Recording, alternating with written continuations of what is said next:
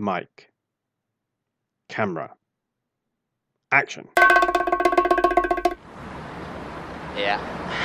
She's a beaut, ain't she? That's nice. And you boys just graduating, ain't you? Well, this machine's for you. I don't say that because I read it in some goddamn manual. I say that from grade A numero uno, champion experience, all right? I mean, the missus a couple weeks ago come in here in this here particular machine. Her mother rode along with us. We got here 10 minutes later. Hell, they hit the road. I ain't seen her since. I don't know. God damn it. What it's all about, but...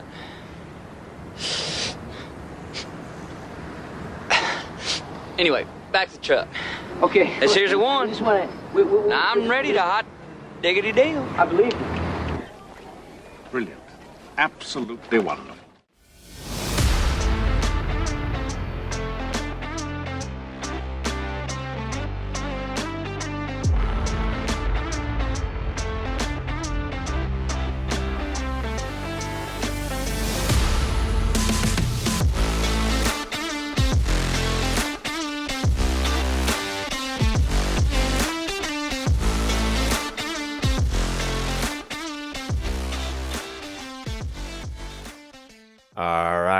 All right.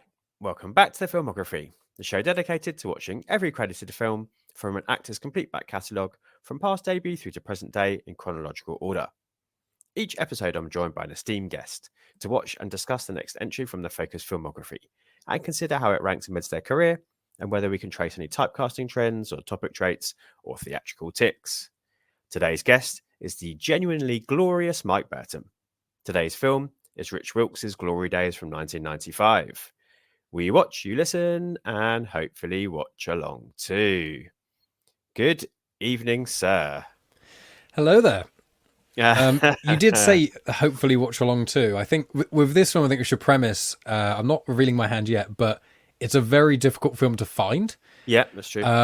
And the only place in the UK you can even watch it is YouTube. So it's not even like you can find it online, as in like on Amazon for loads of money. It's like you legitimately cannot find it anywhere. It just, I think you can buy it on DVD somewhere for like over 20 quid, which I wouldn't do. So very difficult. And it's quite rare for, I think, a film from the 90s with this kind of cast to not be found anywhere. Normally when it's a Spider-Dan special, normally it's like, oh, there's a really weird abstract German film that no one's ever heard of. It's quite good though. And then maybe it is, maybe it isn't. But this, from what the premise of the film is and the cast, you would expect this to be on like Netflix or something. But I hear you. No, this is more down, as you said, the Spider-Dan or the VHS Strikes Back route. You know, this is, street trash. Where am I going to find that to watch? Or I've got it on DVD over there. I've got it right next to me. I know you do. Or there was that weird, I can't think what it was called now, like that Japanese, I think it was, horror movie that they did as well, which was just impossible to find. And I've got the same with my next one, Scorpion Spring, which is McConaughey's next, which I've had to buy the DVD of because I literally cannot find it anywhere. I can find one streaming copy, but in Spanish, which is no help to me. So, this is along that route, and probably is showing the hand for a little bit for both of us of how popular this film is in wider culture, but I guess we'll see how we feel about it. I think we're going to come at this slightly differently tonight. I don't. We'll see. We'll see. There's a little bit of stuff to talk about McConaughey, but there's quite a lot of things I've got to say about this film. Quite a lot of things to say. What I think is going to be interesting. The first thing I thought of when I finished watching it was the other films it reminded me of, and the other directors who have made these similar kind of hangout movies of kind of guys at this stage of their life. They play, I imagine, really differently for me as they may do for you, because we have this disparity, we have this age gap. I mean, I just squeak into Generation X, so I'm 1980, so that's the last year of Gen X. I'm within the last 2 years, a millennial. I'm 94. Okay, so we're sort of both at the tail end of those generations. So what, we've got sort of 13, 14, 15 years between us, haven't we? Yeah, my brothers are, like, my brother is 76, I think he's born, so that's why I've got this kind of older than my age, like I'm mature, more mature than other boys. Like that weird knowledge, almost little bits above what most people my sort of age know. Which is why I get on with the comic slot. Yay! No, I think that's totally fair. I think you're right. the age gap isn't as apparent, I think, because of your interests and because of your background. But I do just wonder, like, you know, I was the right age, I suppose, for this. When this came out, I would have been 14, 15. I probably would have, really, you know, much like I like Clerks, to think of one of the I love Clerks as well. But much like I love Linklater and obviously Dazed and Confused, which is another movie this is trying to be like. Trying to be like, I put the emphasis on. They play slightly differently, don't they? Depending on like kind of where you're at in your life and what you grew up watching. And 100%. Yeah, I mean, it's one of those things like Spider Dan jokes about it, which is like he'll mention a movie and I'm like, never heard of that, and he says that's my catchphrase, because it's like either I've normally know enough about it I can actively talk about it loads, or I've seen it I can talk about it loads, or I've never ever heard about it. It's very rare for me to be aware of a film and know nothing about it, and so there are those things where it's like I haven't lived in the culture of that generation, so I wasn't like, it's same as certain musical things, like I know about this artist, but then this other artist who's almost as big as all these other ones I have no knowledge of. So there are definite holes, and it is that lived experience. Like there's certain films that I enjoy, like I think a lot of the guys in comics, for example, do, like, for example, Superbad. But Superbad was my generation. Like, I literally, I was the age of the character. I was compared to Jonah Hill frequently in that film. So it's like, that was my American Pie. Even though I love American Pie, and I think this film not quite paves the road for American Pie, because there are loads of films like before American Pie. But it's kind of in that, almost the flowing river that goes to make American Pie, that makes audiences almost ready for a film like American Pie. Because I think this film has elements that is not too different from American Pie, but I think the reason American Pie works so well is that all the films that kind of came before, almost like, okay, this kind of humor did work, this was going too far, this did work, this wasn't far enough. All those things, I think when American Pie came out, maybe not nowadays, I think it hit the sweet spot of what you can get away with while pushing the boundary, pushing the envelope. Nowadays, it's definitely not politically correct. No. And I think it's one of those things where I think comedy is such a weird thing because it's so generational and it evolves so quickly. Just you see stand-up comedy is really one of the, because stand-up comedy can often be the edgiest. So it's like when you see stand-up comedy from the 80s and 90s, there's so much more really bigotry within the humor and punching down. Whereas nowadays, obviously, especially nowadays, that's nowhere near as accepted. So I find that the 90s and early 2000s, you've got a lot of these comedy films which were, for lack of a better word, edgy and doing things that were pushing certain elements and maybe punching down a bit. But at the time, it kind of worked because it was kind of between progressive stages of society while also having a degree of still the counterculture there. And that's why I think nowadays we're struggling a little bit of comedy movies. I've said it before, it's like all our comedy movies are basically action movies now. It's all Kevin Hart, The Rock, or Marvel. There's 1 or 2 comedy movies that might come out a year that's really good. Game Night was a great one. Booksmart was another. But like genuine, like there's like a Greta Gerwig, you know, Lady Bird has humor in it, but then Barbie I'd say is actually funny. So you get only 1 or 2 a year now, and they're normally big hits. But I think the 90s was a playground a lot for kind of the generation of comedy going into the 2000s, and I think there's a lot of good in there, but there's also a lot of not. So we'll see where we fall on this film on that. Yeah, that's I mean, very eloquently put. I love that. I think American Pie is an interesting comparison. I think I guess for me, I would put this more in that kind of Smith Linklater than I would the subsequent. I think American Pie is more that kind of Porky's. It's more silly. Yeah, I'm more kind of wanting to be a raunchy teenage comedy, like horny comedy. Yeah, whereas this wants to be a kind of slacker Edgy, Generation X, melancholy, indie. We're too cool for school kind of thing. Yeah, exactly. But there's a definite link between all of them. I think, you know, there's a direct line you can draw. I guess because these guys are a little bit older, they're finishing uni, aren't they? Yeah, 22-ish, I think. Yeah, exactly. So it has a little bit more. I sort of, when I first was making my notes, I put coming of age, and then I thought no, because they have come of age. It's more sort of coming of adulthood. They're sort of accepting that transition badly and fighting against it, but they're sort of having to grow up and move away from being young, childish boys to that transition of having to accept they're going to be adults. So I think that's a much better phrase for this movie than coming of age. I agree, because I had the same thought, really. I thought coming of age, and I was like, they're kind of too old for coming of age. Coming of age is really, I mean, coming of age is probably my favorite genre of movie. Like, I love sci-fi, don't get me wrong, but coming of age, Stand By Me is a great one, but like Way Back is one of my favorite films of all time. Hunt for the Wilder People is another one. Like those kinds of, even things like, I know, again, older characters, but like Garden State, I know that's very iconically known and things like that, but that's not really coming of age, but it's almost close to this, which is that the person's already formed, but they're having to come to terms with whatever situation they've come in. Coming of age is finding out who you are. These people are fairly fully formed, and you see them going into the same traps that they keep going into in a way. And by the end of it, they've kind of realized, we keep doing the same thing. We're not really going anywhere. We need to kind of move on.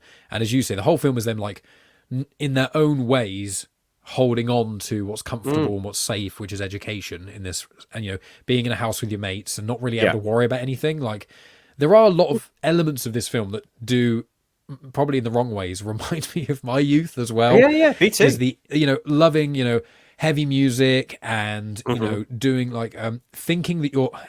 It's probably one of the reasons I really don't like the main character, which is Ben Affleck's character, which is Jack, I think. Yeah. I really don't like him, but I think the reason I don't like him a lot more is because he's kind of like a mirror. Because when I was in my late teens, early 20s, I was such an asshole, really. I've written this, basically all these characters are assholes in their own way. Yeah, apart from absolutely. probably Mickey. And I'd say, all dickheads.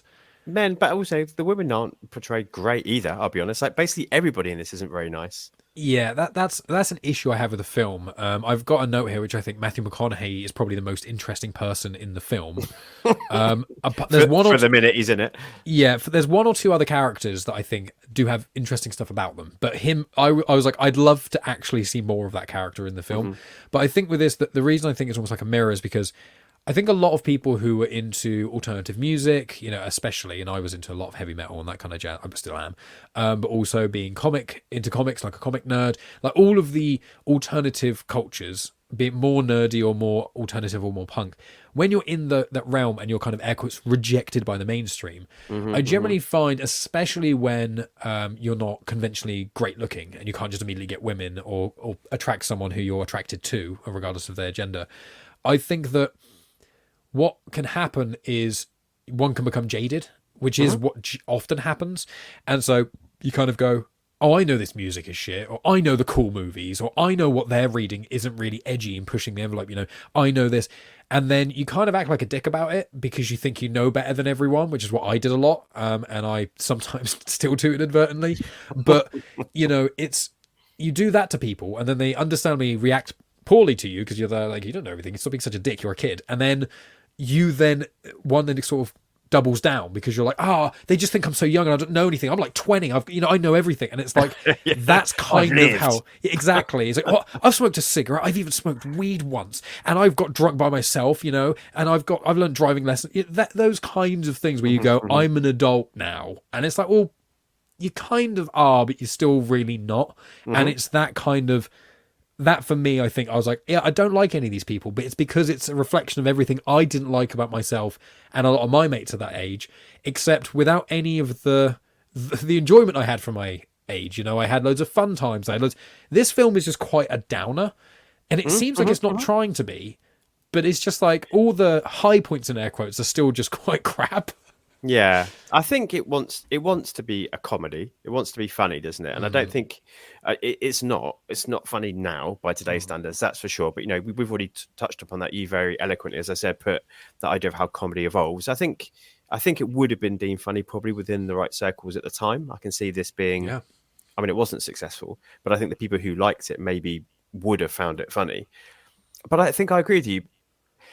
The characters are really and genuinely unlikable, but I think that's okay. I think we're not supposed to like them because they're all struggling with this stage of life.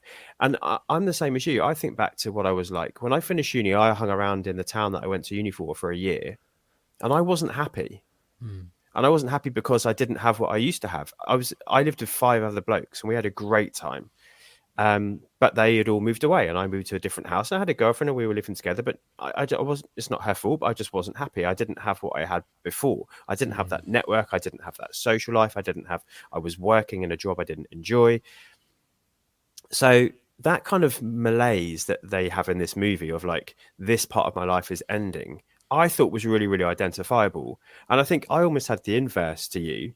I get they're not likable, and Jack particularly is meant to be narcissistic and is meant to push buttons. I think some people would consider him misogynistic. I think I'd like to talk to you about that.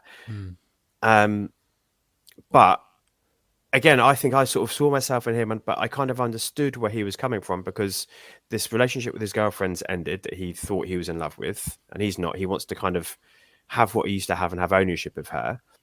That is problematic, but that is true to how you feel in your early 20s when you break up with somebody. 100%. And also that comes at the worst possible time, because he's about to lose all his mates that he's had for 3 years, 4 years, who mean the world to him and this life that he's had, and he's going to have to go through this big change. So I think him being kind of narcissistic and immature and unlikable makes sense to me.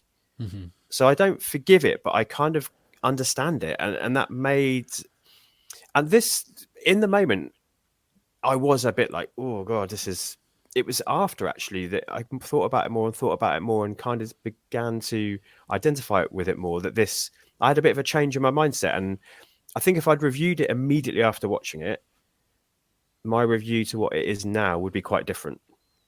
I agree. I felt the same. When I was watching it, there were points where I was just like, when I watch a film, I'm not like, not to point the finger at Chris and Dave, mainly Chris, but sometimes he goes to watch a film, not really into it, go on my phone. Yeah. The only time I go on my phone, which I'm guilty of, is seeing an actor that I recognise and then going down a rabbit hole of seeing them. But I am genuinely paying a lot of attention. I can do that and still pay attention. I can't necessarily type messages and read things, but glancing at an image on IMDb, clicking, staring at the screen for a bit longer, glancing down, clicking. Generally, it's them from that. Oh yeah. Yeah. That's what I'm guilty of. I try not to do it too much, because especially Megan's like, I don't care, and it's like, okay, well, I do. And then the time I don't look it up, she's like, who's this again? I'm like, I was going to look it up. But I don't look at stuff while I try and give it full attention, especially on podcasting. But this film, I did start to edit a bit of artwork for the podcast I released yesterday, Clone Wars Conversations. Find it on the feed of Genuine Chit Chat and Comics Emotion. So I was doing that. I knew I had to do it anyway and get it out. But I was getting quite bored at points, because I was just like, there's not enough going on. But when it finished, I think I feel like my big criticism of it actually is one of the reasons I actually have changed my mind on it a little bit, which is I feel like this is the kind of film that I would have made if I was in college. Maybe not quite this well made, because it feels like a film. This isn't like The Room with Tommy Wiseau, where you're like, how did this happen? This is just a film which I can see they're trying, and it feels like a film by almost the people in this film. This feels like a Clerks kind of film, as you mentioned. It feels like they kind of had almost too much on their plate, and they filmed something that's actually not too bad, but it's a bit overinflated. It could have used some more reshoots, but maybe they didn't have the time. It was like a college movie, and I think part of its charm is kind of that, but also the issues with it is like, I can feel what this tried to do, but I feel like if we did it the old, you, me, and Scott get together, rewrite part of this film, maybe 10 minutes of reshoots and put it in the editing, I think you could turn this into much more of a cult classic. Because I don't think it's a cult classic. I just think it's pretty much unheard of. Yeah. Like IMDb, there's barely any reviews on it at all. There's a couple of thousand. Even this on YouTube, there's like one or 2,000 views. There's one comment on the whole thing. And so there doesn't seem to be a buzz around it. I think a lot of people, if they watch, they go, oh, I guess that was a film. And I feel like it had potential. I mean, the acting is fine for certain people in it. But you just go, this has got Ben Affleck, it's got Sam Rockwell, it's got Megan Ward, who I haven't really seen it very much, French Stewart, Kristen Baver, who I know from True Blood, Alyssa Milano, and John Rhys-Davies. And you've got some other people, Vinny DeRamus, he plays Mickey in this, but he's actually become like an assistant editor of certain stuff, like The Voice and One Love, the Bob Marley movie recently. But the other ones are Matthew McConaughey, obviously. Like, I mean, Brendan Fraser is in this. Of course, I've got him noted down. Yeah. And you go, well, Brendan Fraser's amazing. Cameo with him, Yeah, but I think Sam Rockwell is probably one of the greatest actors, not only of a generation, of probably ever. I'd put him in the top 10 ever. And for me, him and James McAvoy are my favourite actors of all time, I'd say, for me. DiCaprio's undeniable. He's like ridiculously good, but like I feel like get in the reads a bit more. DiCaprio's more go selective. Out your way to see and to enjoy, and you feel like yeah. McConaughey, I think, looking at his list, there's like at a point his films just become bangers, even though I haven't seen them. You know, it's pretty much hit after hit. He goes through like the thing that Statham kind of did, which is, I think a lot of actors do, where they hit their stride and they just do win after win after win. But Sam Rockwell, James McAvoy is probably, I think, the most talented, but Sam Rockwell, anything he's in, I'll try and see, because even films I don't like that he's in, like if I was doing this, if I was doing back to filmography, Sam Rockwell's who I'd focus on. I know Megan and I are doing Tom Hanks on Patreon, and he's an interesting one. Especially because he does your favorite film, Forrest Gump. But you know, that's one of Megan's favorites. But Sam Rockwell, I mean, this is probably his worst role, but he's so young, and you can feel how young they all are. But they are trying. They're not like bad. I've definitely seen worse acting than this by a long shot. They're like doing all right, but I just think everything in this film is like at best 6.5 out of 10. And that's the issue. That there's not any real highs, because you even watch some of the Spider-Man special films and you go, this film sucks, but it's got one or two scenes. Horror films do it a lot. I know Terrifier's got the sawing in half scene, but you know, like there's certain things that happen, even if the film isn't that good or if it's horror, there's a one incredible scene that really stays with you. And this just, if I wasn't writing notes, I would really struggle to really tell you what has kind of happened in this film. Yeah. Well, because you're right, nothing does happen. It's a bunch of mates who live in El Rancho, I think they call it, don't they? They live there together. They're all going off their separate ways, either to move away with their girlfriend or to go to a new university or to go and be a successful cartoonist somewhere or to go and do nothing if you're Jack. Yeah. And really, it's they kind of party a little bit. They have these kind of little sketchy shenanigans, don't they, depending on what the situations are. But nothing happens, really. They hang out, and then by the end, they decide, oh, shit, okay, I guess we really do have to go. And that's it, isn't it? We get the classic kind of driving off in the car ending. It's very kind of Good Will Hunting, actually. Very inspired kind of that final shot, I think, in Good Will Hunting. But yeah, I agree that I think the most insightful thing of all of that you said was that sense of it being like kind of a matey, like college movie. And I think that's where the Smith stuff, as you said, like comes in. Some of these people clearly aren't like professional actors. No, they're good at best, I think. Yeah. I know a lot of people take against Ben Affleck. I've never understood it, but I guess I know he's most things. I know, me too. I know he's playing a bit of a douche here, so I can kind of get you not liking his character. Yeah, Sam Rockwell was clearly at the start of his career here, isn't he? Yeah. People like Vien Hong that plays Slosh and Vinny DeRames who plays Mickey, they're like all right. They don't really act again. I've looked into their stuff. Exactly, and you can kind of see that, and you see that in some of Smith's early stuff as well.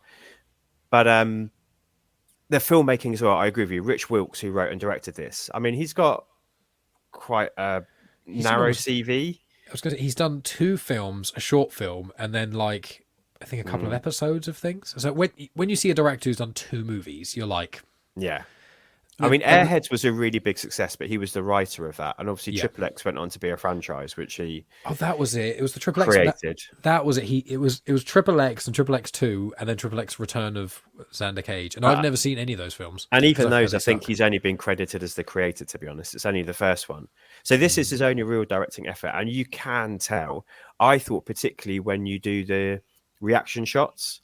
So there's lots of stuff where like people will do something. So when like the band are performing in the house, and it will cut to like people dancing or people watching, or I can't remember what happened. There was a particular scene where like they cut to Alyssa Milano and she's sort of watching and kind of laughing at what's happening. And I just thought, she's not in that same room. That's not at the same time. The lighting is completely different. Like it's those reaction shots feel really amateurish to me.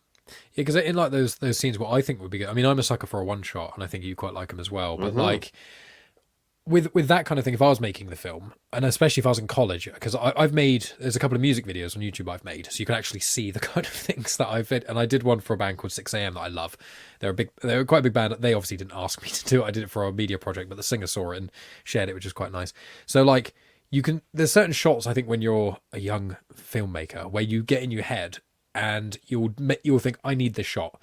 And you start to do it and it's impractical, but you force it in the film when you shouldn't do it. And I think a lot of the time when you do that, it can make something really cool and different, but a lot of the time it can fail. But at least you try to. With this, I didn't really feel like there was any real like effort in different filmmaking, because again, I'd have like on the band, I would just slowly turn the camera and just everyone be candid kind of, and we'll just have a scene of just you all chilling out and things. But instead it was just like here, and then cut to reaction. And then here. And you're like, this it doesn't feel lived in, even though I think a lot of the dialogue, even though it's not the best, it does feel kind of lived in. It feels like this is the kind of twatty conversations that college boys have. Yeah. And I believe the characters. I believe when it's just the guys hanging out, you know, I think that's where it kind of works, and I kind of get it. I'm like, it almost feels like Ben Affleck, Sam Rockwell, and a lot, they went to college together. They're like, let's just make a movie because we all sit around smoking weed and being stupid together. Let's just record us doing that with a party. And almost kind of writing a story like that, if you know what I mean? Because there's quite a few comedy movies, especially I think from like 80s and 90s, which is like two dudes went on a road trip and some crazy stuff happened and they kind of half write that into a film. And there's a lot of those kind of things that you hear about where it's like, oh, I went to this crazy, insane party once where someone did cocaine and jumped out of a 3-story building into a swimming pool and broke their arm. Oh, we put that in a film. It feels like that, but it feels like made by someone who's not really lived in the real world. So they've got, it's such a narrow view in a way, which I think, again, if made better, could make it feel charming and like quite an insular group of friends. But it feels like it's probably got about 45 minutes of decent stuff. And apart from the McConaughey bit, all the in-betweeny bits, I think, that are outside of the main house, they don't really work. The parents scene I have mixed feelings on, but aside from that, I'm like, do you know what I mean? I do. I completely agree with you. Like, there's a naturalism to the guys when they're together. Yeah, it's chemistry. It's still very scripted, I feel. It feels like almost like when you're watching a Tarantino movie, it's aware it's a movie, whereas here it's not. It's trying to be clever with its dialogue. No. Yeah. I don't imagine so. They're all very much sort of delivering this script that I think probably Rich Wilkes thinks is really smart and really clever. Yeah, one of those directors maybe that's like, no, don't ad-lib it, just kind of say I've written it. And it's like, that's not always the right way. Unless you're not the Coen brothers, you know? And even then, they're not all hits. No, absolutely. But I think, you're right. The kind of sketchiness of the stuff when it goes outside is always perhaps a little bit too erring on the silly side. So that, you know, I feel that way about that family dinner. That's just very silly. Like, nobody is talking how real people would talk. Yeah, that dinner was so weird because I thought I wrote down. So I wrote Jack's parents seem reasonable. That was this is his graduation day, isn't it? They've all graduated. His mum and dad are there.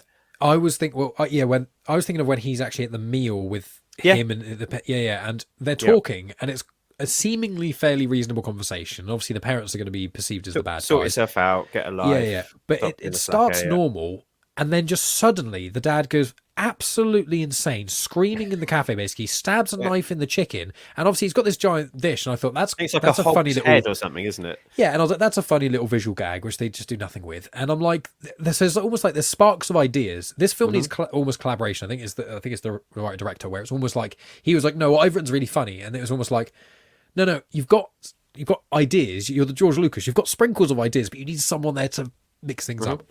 You know, over exaggeration. I'm not comparing this film to the original Star Wars, but like that. There's some little visual gags where you think this is breadcrumbs to stuff, and the parents seem okay, but then the dad completely flips out, and I'm like, there's moments like that. Whereas if it was an American Pie, they would go even further. They'd go even more crazy. The dad would like start foaming in the mouth and jump out the window or something, and it would be insane, but it would be funny in the context of things being so insane. But it starts like a normal conversation. They flip out, become so like they say the most stereotypical bland things any parents say to a kid in a really weird way, and then it just kind of moves on, and you're like, did this add anything? Like, again, it's like a non-starter. It's just kind of a filler. I agree, because the next scene is him on the bus going home. Yeah. And that's when actually, I'm on his side about this. He has a go at Brendan Fraser, and him and his girlfriend are having like quite a vocal, quite loud, uncomfortable conversation. And he's like, look, can you just, he's a dick about it. He doesn't put it very well. That's the point. But he's like, can you just not? I know he's been dickish, but I sort of was thinking like, yeah, he's actually right. Just deliver this in a better way. But the way, again, the scene ends is really weird. Like the bus driver, for no reason, takes her side. Yeah. And then he forces him out a window. Yeah. And I'm pulls his t-shirt off. But it's the way that Ben Affleck's Jack runs away. He runs away like a little kid, like down the train tracks. I was like, what the fuck is going on? The train track scene I've written, I was like, what is this? Same I was movie? Like, when I was watching this, I was like, is this going to be the end? Is this going to be the end of the film? Like he's gone back to being like 14 or something, and he's a scolded schoolboy, and he's like running away without his t-shirt. It's really odd. It is so bizarre. And I thought when I thought it was quite funny on the bus when the bus driver just goes nuts about the word chick. I was like, that's quite funny because it's obviously so dumb. But then it almost felt like they didn't realize it was funny, and I was like, this is probably the funniest scene of the whole film, and there's funny elements to it.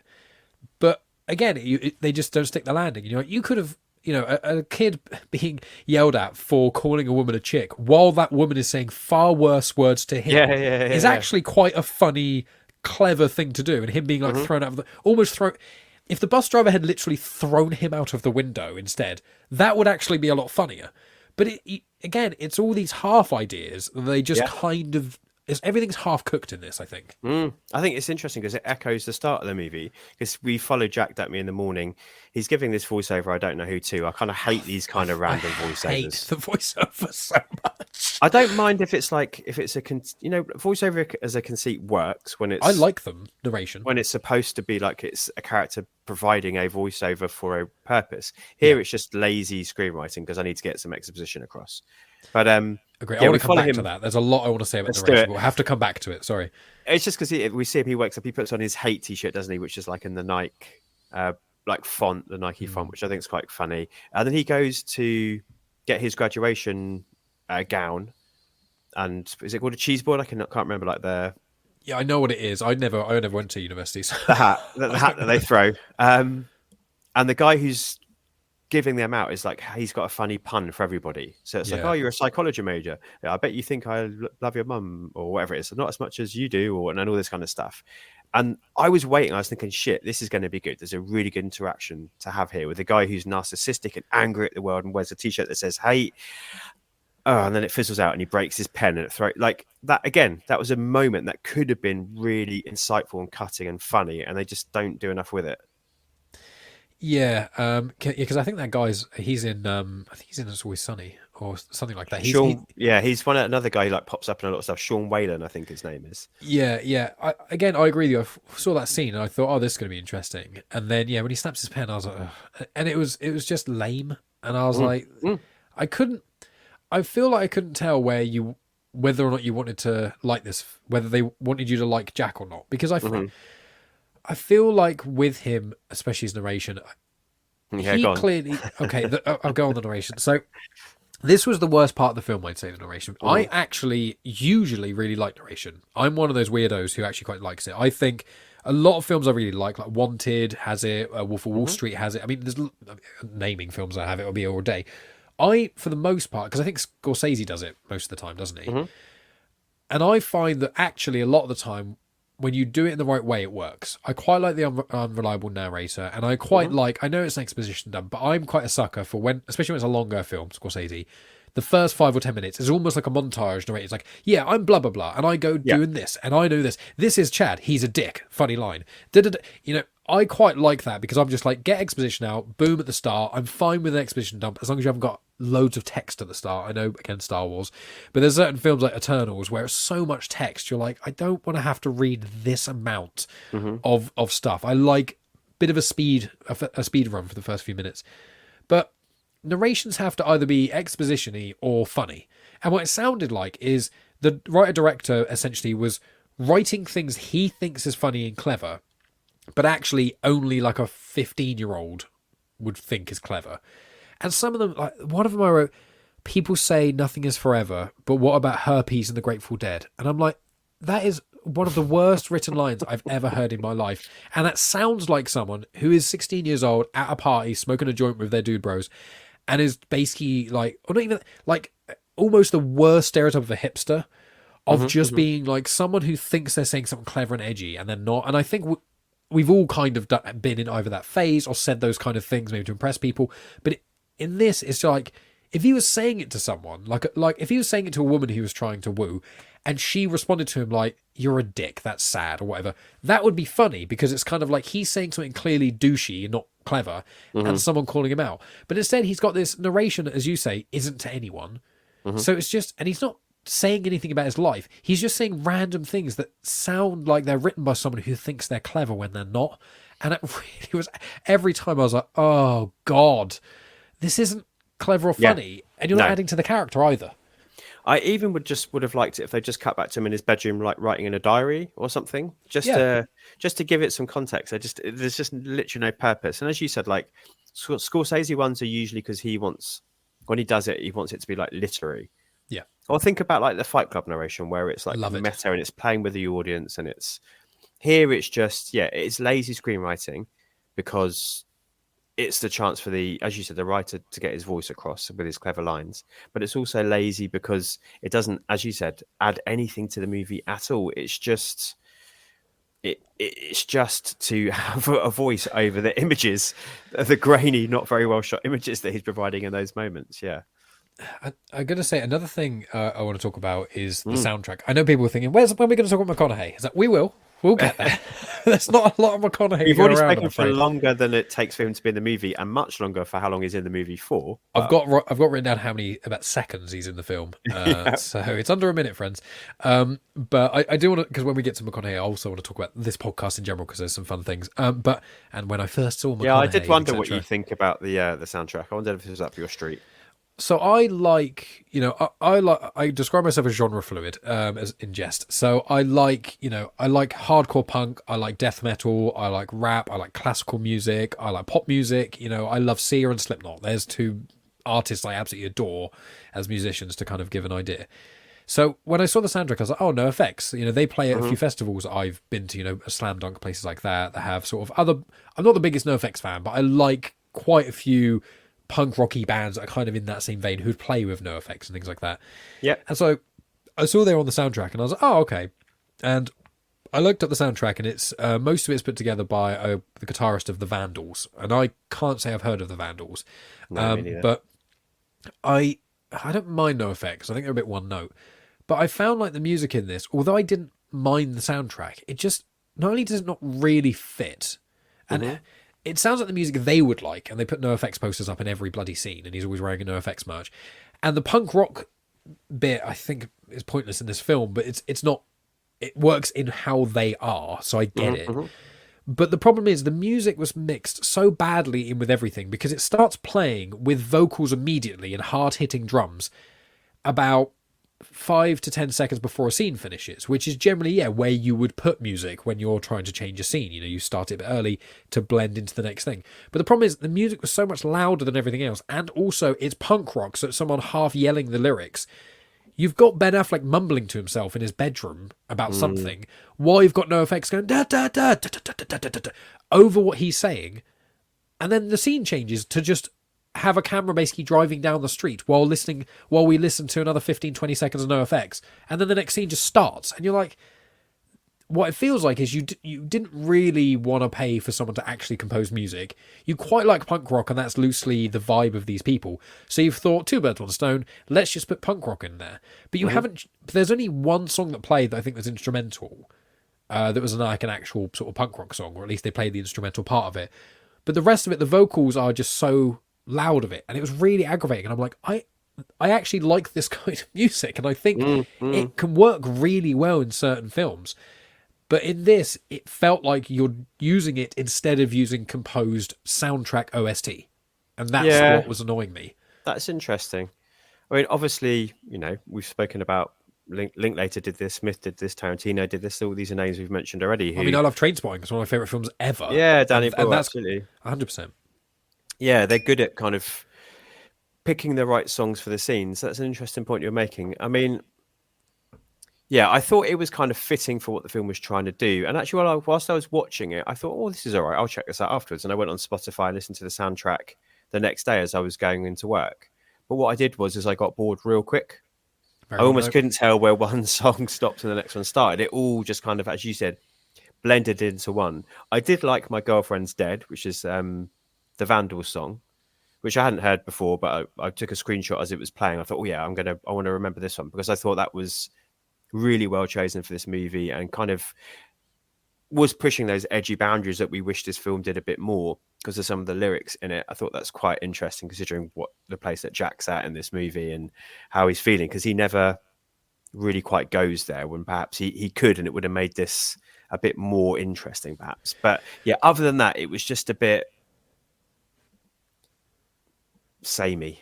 There's no quiet moments. And that's one of the big things about almost anything, really. Like, with really, I like really, really, really heavy music. Like, so heavy most people question why I even like it. And the thing is, one of the reasons I like a lot of it is not because it's just someone shouting with blast beats going the whole time. It's because there's quiet moments in between to bring juxtaposition. There's other music which is slightly lighter, which I quite like. Genres like post-hardcore, things like that, which you've got, I mean, even Slipknot did it, which is like, you've got shouted lyrics and things, unclean vocals, but then you've got sung vocals, and the melody plays often in the chorus, and then the verses hit a lot harder, and then at the end you bring it all together. Those kind of things, as peaks and bounds, again, are what make things work. That's why music works. That's why soundtracks, Star Wars, the soundtrack is iconic. Obviously, John Williams, anything he touches, the soundtrack is always epic because he understands. You've got these big, bombastic, dun, dun, dun sort of moments, but then you've also got the lot more calm, melodic, chilled out parts. And so when you've got the big dun, dun moment, it feels bigger because you've been with quiet parts. And there's certain scenes in this where like Ben Affleck's character Jack is sad, and I feel like, oh, this would be good for like a little like woodwind kind of sound, like maybe a little bit of piano playing, just to kind of give the melancholy vibes. But instead you've just got no effects. It's like his only emotion is not anger.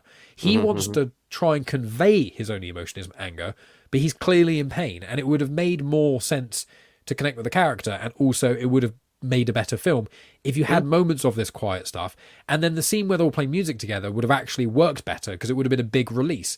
But I've been listening to these same types of songs for the last hour. Well, I think it's 40 minutes before the band plays. So I've been listening to it for about half an hour, which is about the length of a NoFX album, and it's almost all punk rocky stuff. And then the punk rock plays. It's like, yeah, this just sounds the same but slightly probably worse than the other punk rock that's played. So it doesn't hit in the same way. You're not like, yeah, punk rock. You're like, okay, it's just more of what I've been listening to for the last half hour. But now instead of watching a story loosely unfold, I'm now just watching people play it. So it's just true. It made me think of like Jackass. That's the sort of songs they always used to have in the Jackass in the TV series. Or, maybe a couple of them might have slipped into the Bronze in an early season of the Buffy show. Like perhaps we would have had the band up on stage. Not no effects, but a couple of them might have just about been light enough to have had a little cameo in the Bronze. But those, even in Jackass, like you get it for 30 seconds, 90 seconds of a song during that sketch. Not, as you said, almost kind of continuous for 90 minutes. There's also almost a lot of the time there's almost the whole song. Because like a lot of punk rock songs are only, punk rock and hardcore. Like 2.5 minutes or something, if you're lucky, there's like albums I like that are like 10 songs and it's like 23 minutes. I'm like, how? They got there's a song by Not Clues called Counting Worms I love. It's like 54-second song. It's one of the most popular songs. And it's a great song. Pilgrim parodies that brilliantly, of course. Oh, yeah. So it's just, I love Crashing the Boys. Pilgrim. I love Scott Pilgrim so much. It's in there with my top 5 films ever. I love it so much. And I feel like it's the most Marmite film ever because most of my mates seem to absolutely hate it. But a couple of my mates love it. Megan hates it. I know Tony loves it. I watched that film twice in the cinema and then 3 times immediately when it came out on DVD because I just showed everyone. Now, interestingly, much like this, maybe people that watch it think you're supposed to like Scott Pilgrim. Oh, he's a dick. Much like, well, exactly. But perhaps that's the problem. They watch it thinking he's meant to be the hero. He's the title character, but he's not.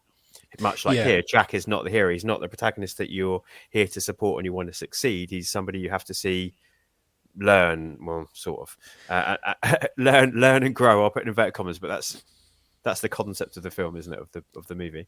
No, I agree completely. I would say Scott Pilgrim, the visual effects, and obviously it's Edgar Wright, so which I like pretty much everything he does. His directorial style, his comedy timing, and the use of special effects. I hadn't really seen special effects done that well in that way, just for constant visual gags and things like that, which I loved. But yeah, back to this film. I mean, again, I'm shitting on this film quite a lot, but it's because I don't think you are. You're being fair. It's not. The thing is, I think I'm more annoyed by this film.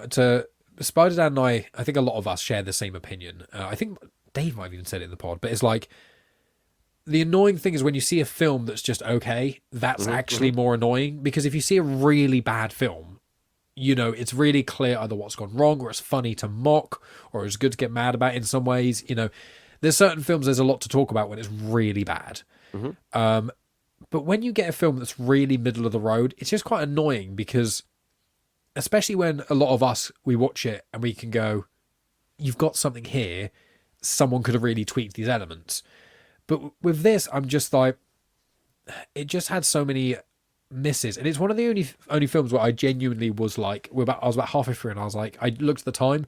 And when Megan and I watch films, she gets quite annoyed because she's like, what, how far are we through? I'm like, don't look.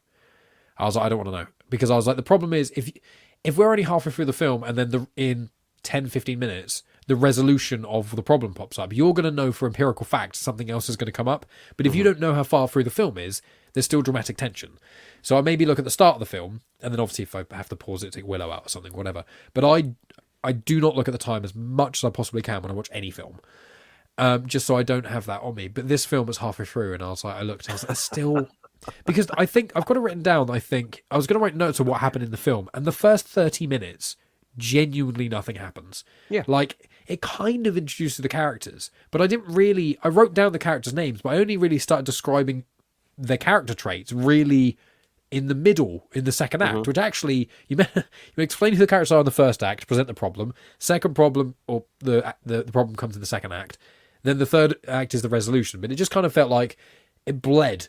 So the first act was like half the film, then the second act was like the other 40% of the film, and then the resolution was like the last like 10%. That's kind of how it felt. And I was like, there's all this there's all this time to get to know these characters when they're some of the most average stereotypes and easy to understand people there are. So I don't know why it was spending so much time with them without really showing us. And then at points I was like, is this an ensemble film? Because I was like, this kind of feels like almost one of those, not quite anthology, but like Love Actually kind of films, where you've got loads of characters often completely separate things, and then for one scene at the end, they'll come together. Because when you're getting to know the characters at the start, there's so many scenes where they're just all off separate doing things. And it was all just like, I know that's when we get McConaughey pop up, but like the rest of it, I was just a bit like, did you have a favourite character? Or, I'm asking you a lot of questions when I've come on your podcast, talk at you for 10 minutes and asking you questions. I don't think I did have a favourite character, no, because I think, Jack, you're not really supposed to like, I don't think.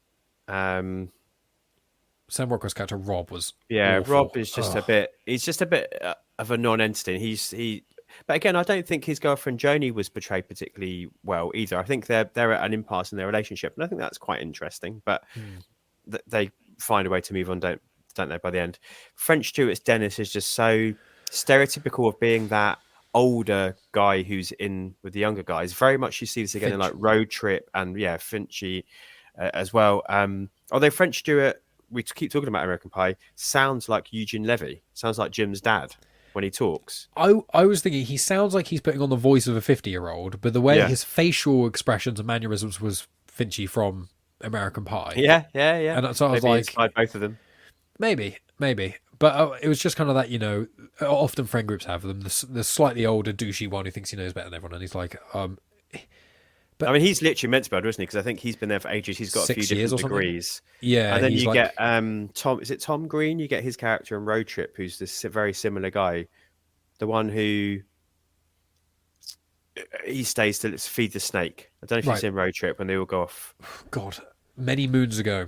Yeah. So you've got, again, he's been there for a long time. He's the one doing the narration in that movie, actually, as he's doing the tour around the university campus. But Right.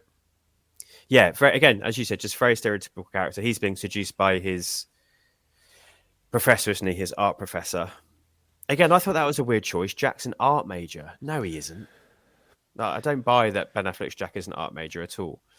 He seems like the kind of guy who'd like viciously mock and almost beat up people for liking art. Yeah, agreed. Why is he not doing music? I don't understand. That would fit in with his character and would be punk rock, and his parents could still say you won't make money in music. Film or like drama or any of those things, but art doesn't make any sense at all for his character. No, especially because him and Dennis, and you think you two would be. You're meant to show you completely different personality types, and then I know there's the art piece that he does at the end, and I know it's meant to be shit, but I'm like I don't really believe you would do art for that long and genuinely passionately believe that's good. I guess unless it's just an opt-out subject, isn't it? He's just because he can just coast through it, maybe. I guess, but then he has that argument with his parents, and you're thinking this feels like he's not just. It feels like he's doing it because he wants to, but then again, it's like, is he rebelling and doing art just because his dad doesn't want him to, or is he doing art because he likes it? It's never really clear. And again, that would add a bit of. It's because depth Rich to his Wilkes character. did art probably at university. That's why. And Yeah. Jack is his cipher, right? So yeah, I don't know. Like, yeah, Mickey and Slosh, they don't have much to do they? So I didn't have a favorite character. Did you? Yeah, Matthew McConaughey. Rental truck guy. Yeah, I mean, to be honest, I mean, Mickey was all right. I've got friends who, So he's the artist, right? yeah, he was all right. But I've got mates who were, maybe still are, a little bit like that, where they won't go for stuff.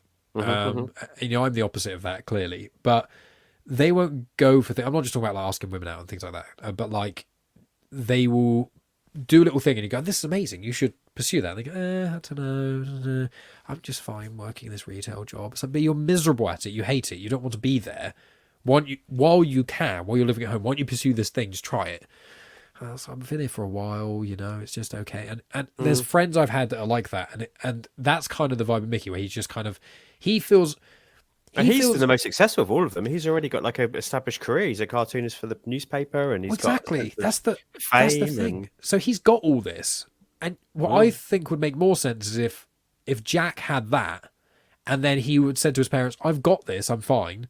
Art's just a fallback. I'm doing these cartoons that is going to make me loads of money." And him going, "That's not a real job. Cartoons are..." Again, it feels like if you just swapped a couple of traits around with some of these characters, it would elevate everything. But Mickey just felt like a non-character. I don't even know what his kind of point was. He had the least amount of real impact, I feel, on the plot. Because at least with Slosh, he was kind of the one who was like, "Oh, I'm still staying here for ages. I'm doing my own thing. I'm still the party guy." And he was kind of the thread that kind of was keeping Jack able to keep everyone else there. That was kind of the illusion. So he made sense. French Stewart also made, like, the point of them being there all made sense. It was just Mickey I don't understand, because there was also that weird kind of plot with Joni. I think Joni was his girlfriend. No, Joni was... No, that was Rob's girlfriend, was it? Yeah, it's Chelsea, sorry. Chelsea is Alyssa Milano, yeah. And then, like, Jack makes out with her in that room and then decides not to, and then... I've got to say, though, I give Ben Affleck's Jack credit. I mean, he resisted 90s era Alyssa Milano. I mean, he's a better man than I. I mean, that is fair. Yeah, she's stunning. And also, you know, it wasn't... There's two scenes. There's that scene, and then there's the sex tape scene, which I hate and is so problematic. But we'll get to that in a second. Real shameless nudity alert in that scene, isn't there? Yeah. And the reason I mentioned that is because what's weird is this was actually quite a tastefully done, quite mature almost choice of him making out with a mate's girlfriend, or a girl he knows his mate is after. She genuinely says, "He's not trying. I'm actually," and she doesn't act like I'm trying to make him jealous. She actually says, "Like, I've tried long enough. He's not interested. You're actually quite good looking. Let's give it a go." And he's like, "Sure." And then he does it and says no. And it's like, oh, actually, that is a mature thing to happen. And if any of your mates do that, you actually do respect them. You go, "You know what? Fair play. That's happened in my friend group before." And you go, "You know what? That's a real hard and nice thing to do." And it's not one of those things where often I find when those scenes happen, they make out and then one of them will say something. And then they're like, "Oh, why'd you say that for?" And then that's the reason to do it. And it takes away some of the agency of the character who doesn't do it in the end. But as you say, Jack made a mature decision. And you're like, you're making this mature decision in a way, but then your character just seems to go back to exactly the way they were for ages again. And I'm again like, if that was nearer the end of the film, you could almost be like, that's his epiphany to kind of pull his finger out. But they don't play it like that because it happens halfway through the film. And it's just like, but what?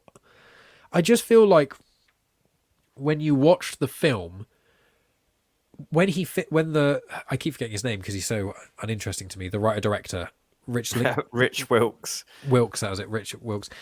I just feel like when he finished the film, I don't know if they ran out of money or couldn't be bothered or ran out of time or something, but I was just like, there are just so many things where this feels like a first draft. That's the concise way of saying what I've been waffling on this whole time. This feels like a first draft. The editors put something together and it needs to be looked at again, but the person's just gone, "Yeah, just release it." That's I think how it feels, to be honest. Yeah, which as I said, he did Airheads, which came out the year before. He wrote that, and that was a big success. So perhaps this was that was a big success. So now we'll give you the money and you have creative control. Freedom. Maybe that is exactly what happened. Yeah. You've written this now. You can direct it. This will be your next success. This will be your springboard onto being the next Linklater, being the next Kevin Smith. or being the guy who wrote Triple X. I mean, it had a lot of the the soundtrack could have worked if there's a bit more difference to it. The actors Variety, are more than yeah. capable. You know, Yeah. there's some really great actors in this that, you know, the characters are weak, but you could have made them more interesting by a few little tweaks here and there. The zaniness in between, if you'd have ramped that up or ramped it down, it would have been interesting. If they'd have ramped all the zaniness up and it was really kind of a kooky, weirder film, Yeah. and all the characters are playing it really straight, but all these weird things keep happening to them because you got a taste of that, as I mentioned in the bus, that could have made quite a cool film. But it doesn't. It just... I think it works when they smash up the place. I think that's quite a well handled moment again, and that's where they take it to, you know, right, we can't be together anymore, so let's really just fucking rage against the machine and smash shit up. I thought that was quite well handled, that scene, but we needed more of that. As I agree with you. Yeah, that's the thing, because when that scene happened, this is why I'm such a square sometimes. I was like, I wonder how much money they'd have to pay their landlord and deposit stuff like that. 'Cause, but you know, I feel like it was almost a cathartic moment, but I feel like the film feels like it was this massive payoff when it wasn't really. No, I agree with that. No. But in terms of the level they take it to, felt appropriate. Yeah, because I just smashed a couple of plates. They literally wreck the place. Yeah, because when they smash the vase and then they make Mickey go a bit nuts, I was like, that makes sense because Mickey's the one who's always holding back. And to be fair, actually, the scene where Mickey and Jack have their moment together and Mickey really hits him a couple of times and pushes him. There's been situations, I think, with all our mates where we're like, come on, mate, you got to get it out. And they're like, no. And you basically push them to hit you or something, get a reaction. And then when they finally have a reaction, then you're like, okay, do you feel a bit better? And they're like, you're an asshole. But yes, I do feel better. Let's not do that again because that's not the right way to treat humans. But when you're a twatty young guy, sometimes that's how things come out. But so that worked to a degree. And the starting to break stuff kind of makes sense. And when French Stewart, Dennis, when he breaks his mug, that I thought worked as well, because why does he care about the mug so much? So again, cathartic. But yeah, they just smash up everything, and I'm like, what would have made, what I think would have made more sense for me would be if there were moments throughout the film where they kept almost fighting properly, like actually getting to fistfights, almost hitting each other, and maybe Mickey was the one and Dennis to pull them apart. Go, no, and they get worse and worse and worse and worse and worse, and then at that point, one of them hits the other one, and then the other one goes to hit the other one, maybe misses and breaks something. And then they all look at each other, break everything, and then all the tension in the group is gone. Then they have a heart-to-heart, then they move on. Again, that would make the whole moment make more sense and work better. But instead it was just like, oh yeah, they're just young lads, they've got a lot of aggression. It's like, from what? Most of it seems is their lives are quite bland, and most of the issues that they've made, because they even reference it, because there's a point where Jack complains about stuff, and one of the characters says to him, no one cares about you. You're a middle-class white boy. Yeah, that was quite privilege. Yeah. And I was like, woke before woke. Yeah, and I was like, oh, that's clever. And then never referenced again. And you're like, okay. He had a couple of good lines. I like it later when this is the John Rhys Davies character. He's trying to convince Dennis to come to the faculty soiree. Yeah. And Dennis is saying, no, I don't want to go. And he's like, piss on your pants. I just thought that line in the delivery was actually really good. He was proper giving it his all. He was, he looked like he was having fun, and I think it could have worked quite well in certain respects. But the way they kind of ended it was, he was trying to kind of it heavily indicated he was trying to groom him, and I'm like, But I feel like the film would have been funnier and better if he wasn't. It was a misunderstanding. Dennis acted like a dick about it, and then he almost it's a very, very bland thing to write in a sitcom or something. But, someone goes to say something, they get cut off. So the thing they said gets taken out of context. And I wish that, and almost if later on, Dennis, you'd have then seen John Rhys Davies with some other people and Dennis. And then Dennis be like, oh, I thought. And he's like, well, I wasn't going to go on this soiree with just you. I'm taking my wife and 5 guys down to my villa. This is just what we do. What did you think I was talking about? And then Dennis being like, oh, can I come? And he's like, well, no, you insulted me and called me this or that. Of course you can't come. That kind of thing would have been another lesson for him. Like, don't listen to everything Jack said. But instead he was like, oh, yeah, Jack, you were right. And I was like, what? You're making this guy who's already too egotistical, a bit of an arrogant prick, saying, oh, yeah, I know I'm always right. But again, you seem to insinuate character growth, but you also seem to keep not following through with it. Yeah. I'm sorry. All I'm doing is you're asking me my opinions, and I'm just telling you what I would have done differently with the film. That is your opinion. before we move on to McConaughey, do you think Jack is a misogynist? Or do you think he's just broken-hearted? And therefore he is acting somewhat misogynist? I think most misogynists are, most if not all, are misogynists. It comes from deeply rooted hatred, usually of themselves, that manifest into women. Like incels, you know, not all the time, and not to simplify the whole thing, but a lot of the time you find men who are very unsuccessful with heterosexual men who are very unsuccessful with women. They often can become ones who are a lot more misogynistic. Or you get the other side of things where they get women just throw themselves at them either because of money or looks. They become misogynistic because they view women as objects. So I feel like those two ends of things are how I view. If I see somebody who's misogynistic, I think the problem is clearly with you in some respect. And I think what happens a lot of the time with young men, not to make excuses for them, is they get their heart broken. Someone has caused them more pain than anyone ever has. And they then, a lot of it happens to some of their friends as well. And then they blame women as a collective instead of the person who happens to be a woman. Yeah. I'm not trying to excuse the behaviour, don't get me wrong. No. I think he is. I don't think he's like overtly sexist. I think he's angry at his girlfriend and he's rude to the woman on the bus, but he's not anti Chelsea. He seems to really like Chelsea. He's not horrible to Dina. He doesn't want her around on their boys' day, but it's meant to be like their last day together. And she openly admits she made a mistake by going to that herself later, which I thought was an interesting moment. She was like, I should never come and got in the way of like kind of the last boys' day at the fair. Although that's weird, they're going to the fair. I don't know. I think Rob I think is he's more problematic.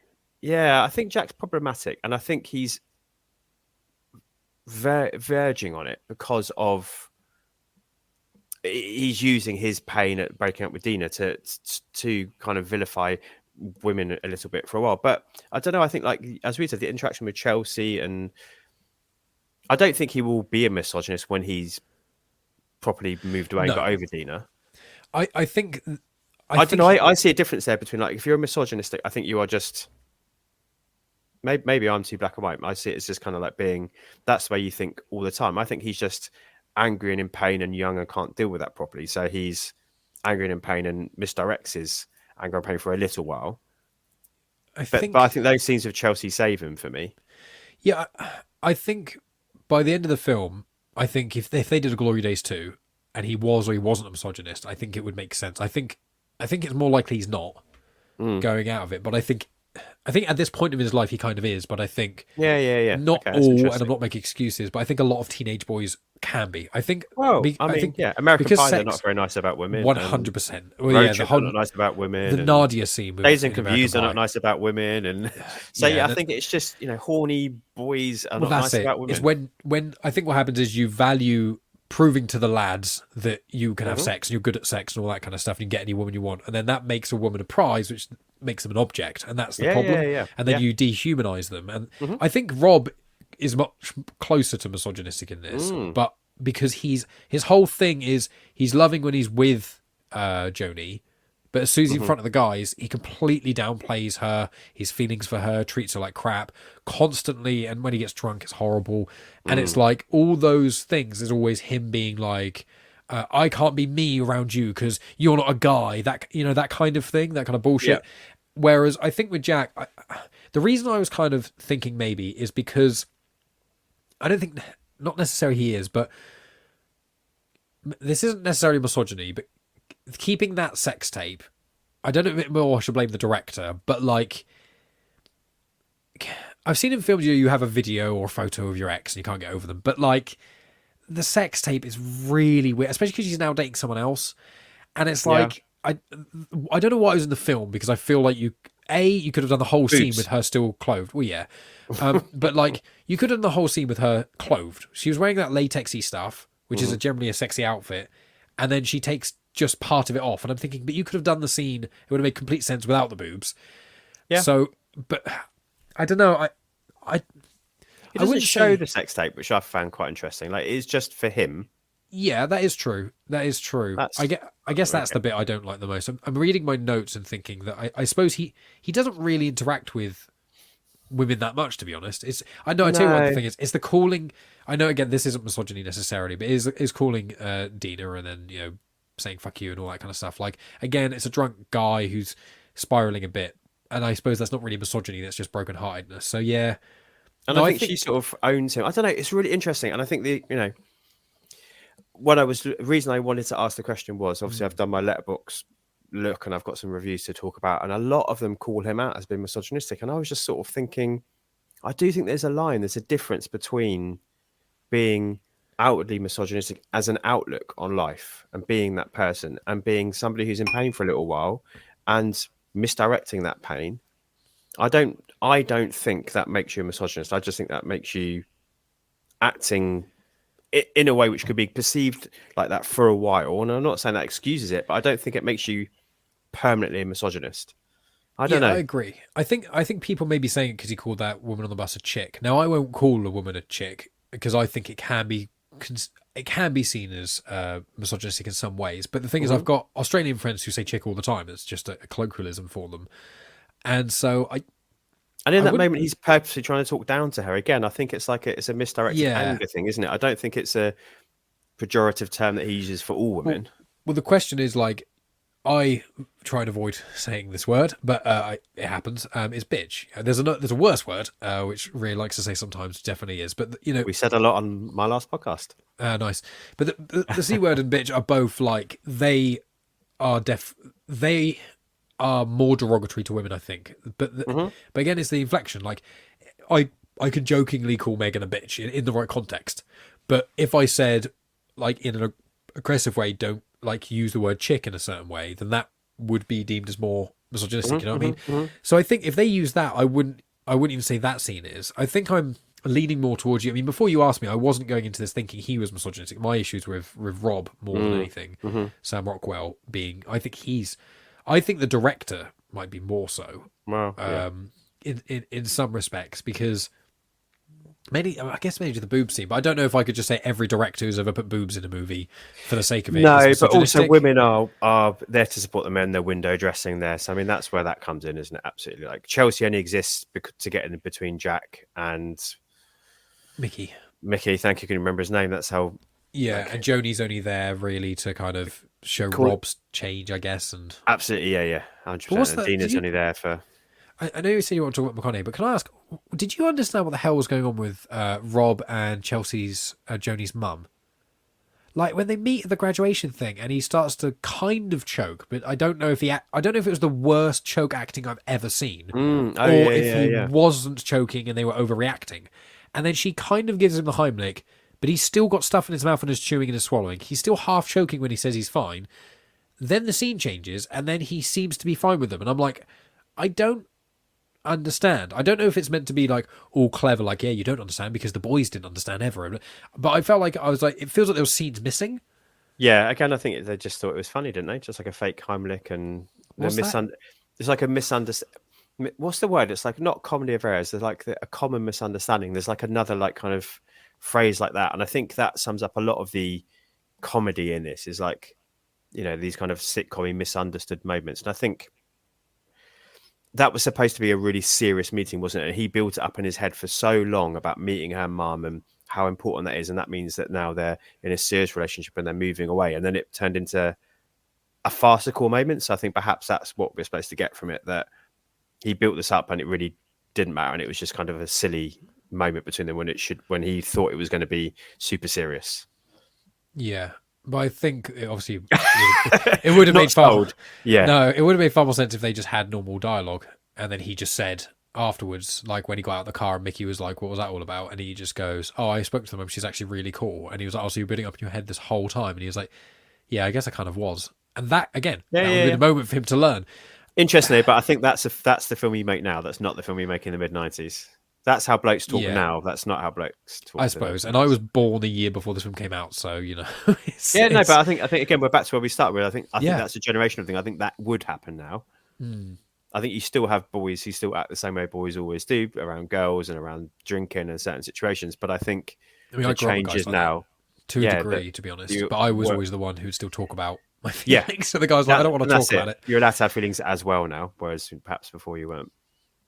Yeah, yeah. It was a weird thing. I feel like there was one other thing I was going to bring up, but I Matt can't Damon's remember. cameo as well as Matthew McConaughey's cameo.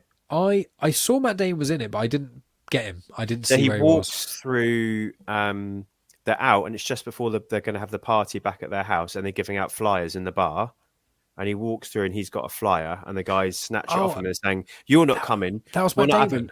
We're not having Pudwacker at our." He used to live in the house with them before Slosh Yes. did, and Yeah, they're like, yeah, "He's yeah. not coming." And I think, if I'm right, Pudwacker is American colloquial for wanker. So I Oh. think I think the insinuation is he used to wank a lot in the house, so they kicked him out. Yeah, I think I got that because I think there was one other line that they said that he was always in there doing stuff, whatever. So I was like, yeah, I don't. It's not like I He don't want doesn't him. say anything. He's just like got No. a bald head, and he just walks through, and he's like, "Oh, I'm not coming then." Yeah, I didn't recognize him when I saw him. You know. Yeah. Oh well. Not as impactful as Matthew McConaughey. Genuinely, even if I wasn't looking out for him in this film, like he really stood out. So he's. I mean, you're going to know way more about this than I am because you're the McConaughey expert. But Well, we read his thank you for autobiography. saying that, but You will be by the end of this. So he's 25 years old at the time of filming this, and he seems to look like someone who's in their late 30s, maybe even mid 40s. yeah, Which I was surprised by. I was like, he looks older than McConaughey does in Interstellar. Like, and I said, so I've got, it's literally 3 lines of notes, and and my handwriting is quite big. McConaughey shows up at around 7 minutes and 40 for about 40 seconds, and then after a scene has one off-screen line. He's a rental truck guy. He does some waffling.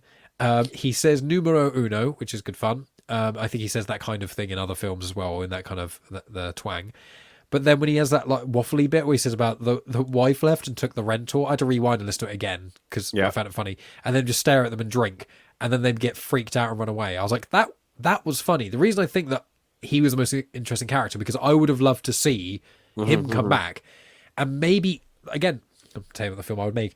I would have it where his wife that he mentioned, there's just a scene just kind of near the end when you've forgotten about him as a character. I was hoping he'd pop up again, where they just walk past it and they see him running down the road calling a name, going like, "No, come back, Gwyneth, please," or something, just running after this like motorhome or rental truck or something. yeah. And then them just kind of watch him. Like they don't barely even comment on him. He just kind of runs past, and they just see that happen, and then they just go on and can almost ignore it. I would have done that. I thought that would have been quite funny or something, but I just That thought was it was his quite sales interesting. pitch, wasn't it? I used this to move out here, but then when I got here, my wife left me, and all this kind of stuff. Yeah, he does the rock symbol, of course, which is another kind of McConaughey-ism. I know lots of people do it, but he's kind of known for doing his kind of rock symbol as well. I didn't know that. I know about the rock symbol because I've been to many rock concerts. Of course, yeah. But So for me, the guys, it's he does a lot of. He goes to a lot of. It's like a Texas thing as well, isn't it? 'Cause it's the Texas Horns. So he's for Texas football. So I think that's where for him where the symbolism is. Yeah, I mean, it's fine. It's in keeping with what I've been experiencing from Matthew McConaughey up until this point. I'm on film 6, and I think if you take Dazed and Confused out, actually, he's not even in that much, really. His cumulative screen time is not high. My Boyfriend's Back was 2 lines. This is, as you said, like 40 seconds. Angels in the Outfield, when he's in the baseball movie, very minimal again. So, yeah, it's slim pickings at the moment in the reconnaissance watch, but we'll get there. We'll get to the good stuff. But you're right, it's fascinating because he just landed so hard in Dazed, and then he's just clearly scraping together, taking whatever roles offered to him. Actually, you're right, he's a little bit older here, but he's still only he's just out of film school. He's just got an agent. He's just trying to get roles. I think most of these ones who are getting released now were all filmed in quite a quick batch. Yeah. Just after kind of graduating. So, yeah, he's finding his way. I mean, this must have been filmed before Boys on the Side, which I just did with Rear. Because he's in that for a more significant portion of the movie. But I think this must have just got released afterwards. It's just been held back. And yeah, it's he's in it. He's credited, so I have to watch it and cover it. But that's about all you can say. Well, at least you actually, unlike Dave's one, at least you can actually, it's visible. You don't blink and miss it. It's like he is the scene. Yes, I that's true. enjoy. Yeah. And he is recognisable. You're right. He does look older, considering where he is at that stage in his He looks life. older than I do now, and I'm about 6 years older than he is. So, But yeah, I mean, he's there. shall I tell you, because I don't know if I don't remember you doing it in the other ones, but I know in Back to Filmography season 1 with the Staith, you asked people like how many films they'd seen. Oh yeah, please do. And things Yeah, like yeah. that. Have you been doing that in other episodes, or am I... We sort of touched upon it, but not as like a direct question. But I would like to know. Yeah. Oh, okay. Have you been touching it with other people, or have I been? Yeah. No, I have Okay, been. good. Yeah. I was like, yeah, because I like that bit. So I think I first saw Matthew McConaughey. This is going to age me in Tropic Thunder. Funnily Oh enough. yeah. Okay. All right. That's interesting. I think that might be, but I feel like when I saw him in Tropic Thunder, I recognised he was a big actor because he's not in it for that long, but he is noticeable when he's in it. So, and he does a nice big old monologue, and I love that film. I think it's hilarious.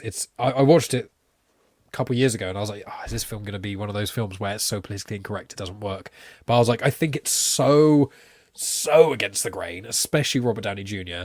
And if that was made even 1 or 2 years later, I don't think it could have I possibly. can tell you, Ben Stiller still was very proud of that movie. He has no apologies to make for what he did with that film. I think the way they did it in the film is the only way you could ever do something like that and not get hated for it. I still don't think you'd be able to make it now, even with that explanation. But I think it was at the right time. But I think it really works, and I think there's some very clever dialogue. I'm very looking forward to when you chat about that and things, because it's a really good film and it really does actually hold up. The fake adverts at the start is one of my favorite, absolute favorite things. I love fake cheesy in-universe stuff. I love when you go and watch a film. I've only got probably 3 on DVD, I think, where you play the film and then it's a fake advert before the film. Obviously, the famous one is the Machete trailer in front of Death Proof and Planet Terror, and then people liked it so much they made Machete, and I love Machete so much. Do a Danny Trejo watch. He's only in like 1 billion films, and he is only the same character in every single one. Me and Megan have watched like 4 films recently, and Danny Trejo's popped up in basically all of them, but one random little line. But no, I think I first saw him in Tropic Thunder, but I already knew he was. I think he is. I think you mentioned it in the podcast to Dave. He's a household name. I think in films around the era of Interstellar and a bit before that, Dallas Buyers Club, that kind of time, that's where he really skyrocketed to genuinely. Most people have seen a film with him in. But the films I've seen, so if I include Deadpool, I've seen 9 of his films, and I think he's about 56-ish. It's hard because. 53 now, including Deadpool and Wolverine, but that's also including. I've got 53 I'm going to cover, but that's including covering season 1 of True Detective. So I've got 52 credited. Yeah, I skimmed through and just loosely kind of counted. I knew it was around that, and I also know that like 1 or 2 of the things, like a short film or there's like a documentary and things he's like in a that. music video as well, and they're all counted on IMDb as well. Yeah. So 50-ish. So I've seen 9, but it includes Deadpool 3, but most of them are the newer ones. I've never seen Dallas Buyers Club, which I intend to change before you watch it, which obviously got a while. I've not seen either of the Sing movies, and I've not seen obviously Dazed and Confused. So I'll make an effort, like I did when we did the Staith's filmography, to watch a couple of big hitters, because I'm really happy I got to watch Spy. And although Crank was not something I overly enjoyed, I'm glad I watched it. You know what I mean? Yeah. Like it's something that I like having the reference point. There's certain films where I'm like, didn't enjoy that, but a lot of people talk about it, so I'm glad I could be involved and talk about it. I mean, he's somebody that I'm not anywhere near as versed as I was in the States before starting the project. So I reckon I've seen about 50% of his movies I worked out. I think it was like 25, so just slightly less than 50%. And I have big, like, gaps. So, you know, it's like there'll be a 5-year period where I've not seen any of those, and I can't really work out why, whether I just wasn't that interested at that point of what he was doing, or maybe personal life, maybe when the kids were born or something like that. Yeah, maybe. Yeah, I'm not sure. But, you know, you look at, as you said, like True Detective and Interstellar in 2014. I mean, hell of a year that is. Oof, yeah, because I've seen my brother watch True Detective, and they said that series was so phenomenal, and I caught like 1 episode, so I've not seen it, but I've seen him in it, and I was like, God damn. And it's him and, is it Woody Harrelson, or is that the other series? Yeah. Yeah, and I remember seeing that and I go, wow. And my brother loves Woody Harrelson. I do quite like him. He's not the best, but he's cool in certain things. But then I remember my brother and sister-in-law, they watched, like, oh, I can't wait for series 2. And then obviously they change the actors, and they're like, nope. That's awful. Without McConaughey in it now, it's terrible.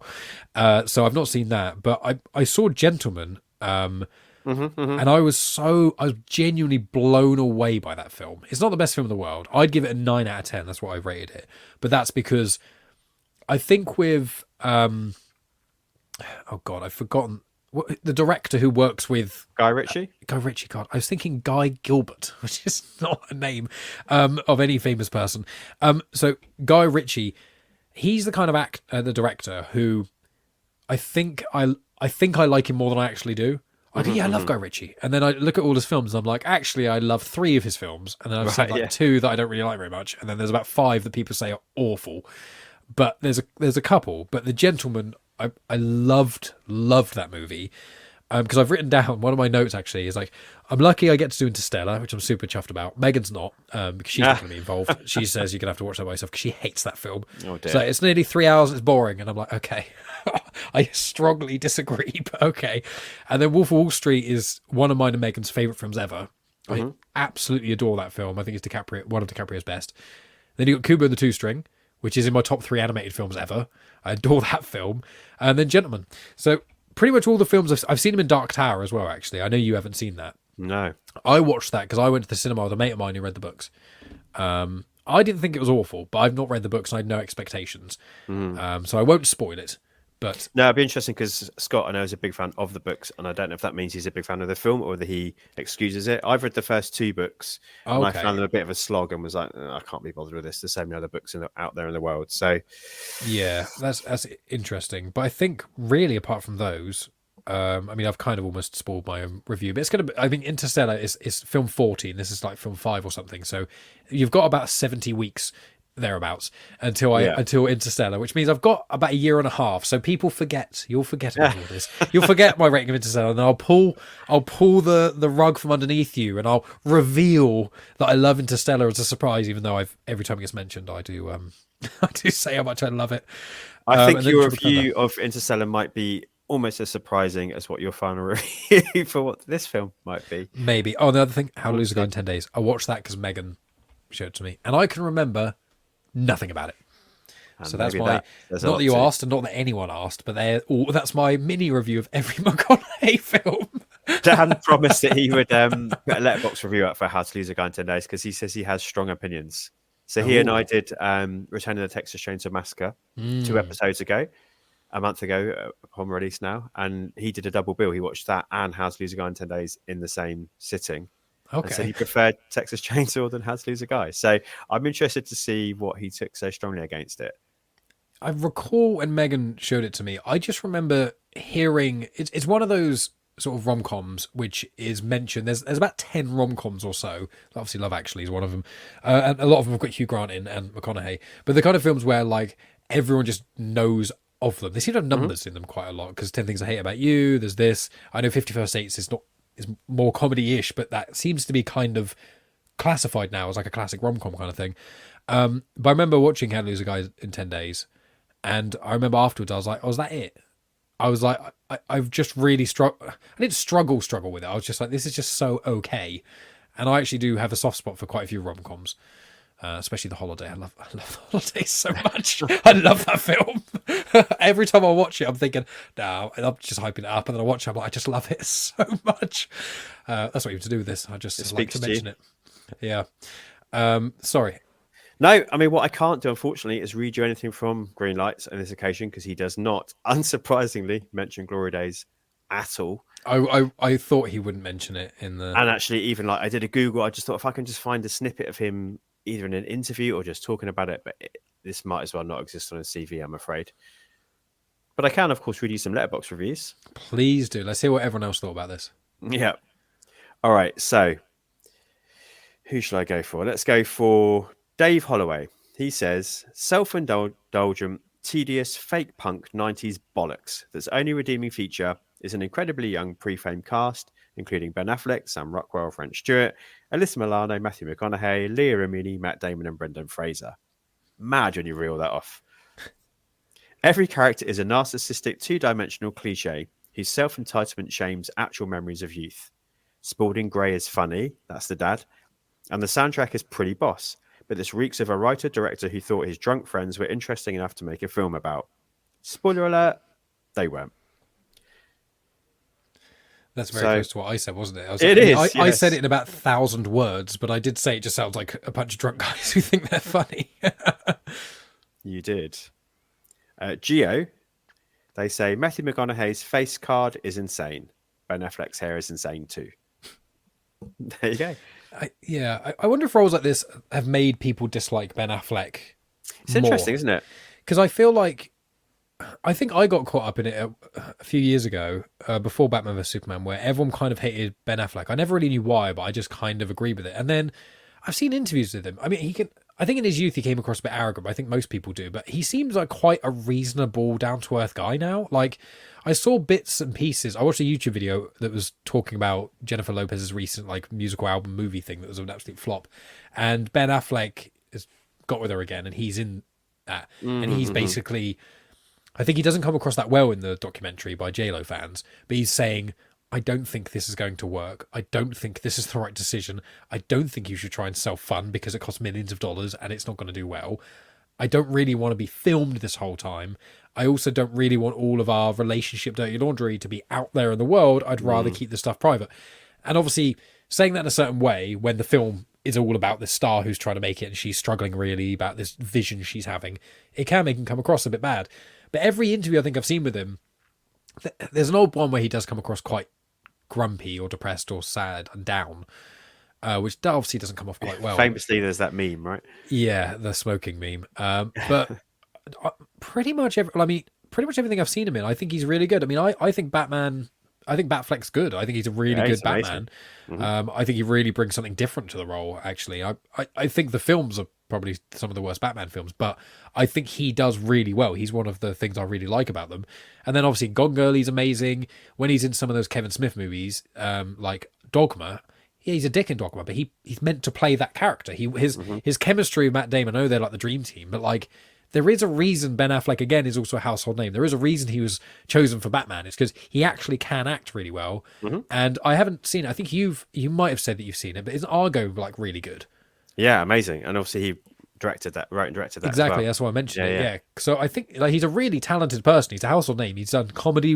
He's done loads of comedy work. He's been acting his entire life. He seems fairly down to earth ish. I'm like, I don't really get why people hate him. And the only thing I can link it to is so many of his younger roles, especially roles like this. And I think some of the Kevin Smith stuff, he plays the same douchey asshole. Yeah. And I think that what can happen.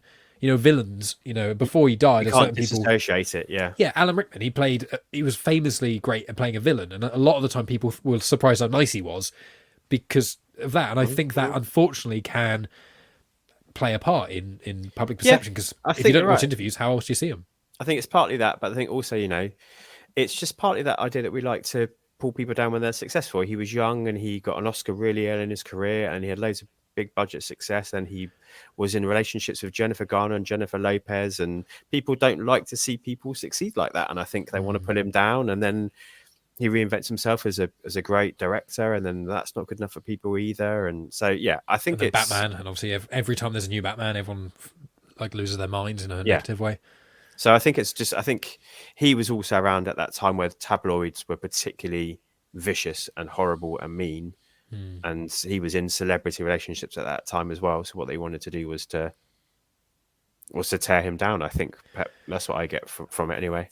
I feel like he's the kind of guy who wouldn't stand for that kind of shit as well either. I feel like I would unfortunately be like this, which is, and you can't do this, which I've learned about reading about it and stuff, but like if the paparazzi were like hassling my wife, I would feel like I have to go out there and say something, but that's what they want. They want a rise at you.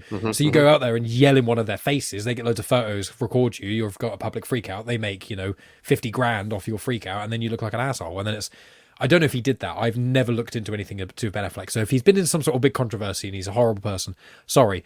But I don't think so. But yeah. I don't think he is either. But like, if that's the kind of thing that's happened, I could see that putting him in a bad light. Like him being horrible to paparazzi because they're hassling him, and then them twisting that. But I honestly don't know. I've never really got Affleck. What did he win the Oscar for? For Argo. Really? For Good Will Hunting. So he won for writing Good Will Hunting, him and Matt Damon together. Oh, of course. I forgot they wrote that. I only watched that for the first time like 2 years ago. I bought it on Blu-ray, and I know it's Revelation it might be one of the best films ever made. I mean, even though it's held in that regard, and I've never seen it. Oh, absolutely phenomenal. I watched that film, and afterwards I was like, it's one of those films where when I finished it, I was like, I can't. I mean, do you think it's a couple of years after this, after Glory Days, and he's writing that movie and starring in that movie alongside? I know Matt Damon takes the star role. He takes Will Hunting, but he plays Chucky. But he's kind of douchey again in that, isn't he? He's kind of that. I guess a little bit. He's not. He's not as bad as he's in this or in like some of the other Smith films, but like he has got that air of douchiness to him. But I think it's just the young, confident, guy. So I realise I've just talked at you for ages when you're trying to read out letterbox reviews. No, that's fine. Got one more. I just thought, I cycled them back a little bit, but I thought as we don't have any green lights, we could do one more. Do it. Tim Bieber says, maybe 5 stars is too strong. Maybe I have too much nostalgia tied with this movie to have a realistic view of it. Maybe the punk rock soundtrack won me over. Maybe Ben Affleck and Sam Rockwell won me over. Maybe the Matthew McConaughey cameo or the Matt Damon cameo won me over. Maybe there should be a star rating for a movie that isn't great but holds a personal place. Or maybe this movie just rules. Tim Bieber likes it. To be fair, I think this is one of those movies where I know you probably maybe feel this way about Forrest Gump, but sometimes you watch a film and you go, "Wasn't for me," but if someone loved that, I get it.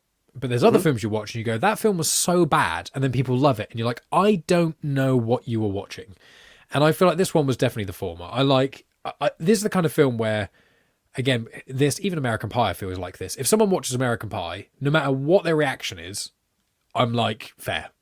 If you love it, you think it's hilarious, fair. If you think it's terrible, not funny, and just stupid, fair. Like, I can easily see how a film like this could really appeal. I mean, I would genuinely, if I grew up in this era, or if I'd seen this film when I was probably 15, I feel like I might have, I think you said at the start, I feel like I might have really connected with this one.